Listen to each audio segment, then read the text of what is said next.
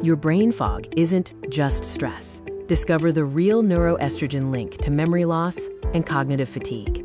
What if that 5 p.m. crash isn't just a long day? What if the brain fog making you forget your words isn't random and you aren't alone? If you're tired of being told it's just stress, listen to this. There is a biological reason your brain feels like it's failing you. Your fatigue is not a personal failure. We are challenging the narrative that this is just stress or all in your head. Now let's look at the evidence that explains this biological phenomenon. A breaking 2026 study in PMC confirms the pivotal role of hormones in your cognitive health. This research focuses specifically on the hippocampus.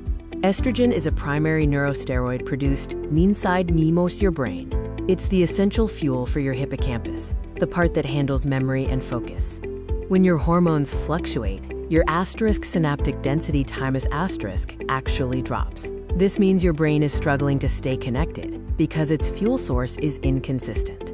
That fog is a neuroendocrine shift, not a personal fail. Your symptoms have a clear biological explanation. So if the science is clear, why are so many women still being dismissed? The gap in care is that standard blood tests often miss the full picture. You can have normal labs and still experience severe cognitive shifts. Crucially, standard blood tests don't measure the local brain synthesis of estrogen. They are only looking at what's in your blood, not what's happening in data in your head. The research highlights that your subjective experience is a primary clinical indicator that blood work often misses. If they aren't looking at your data, they are missing the whole picture. It's time to change the conversation and empower yourself with data. Stop letting the medical community gaslight you.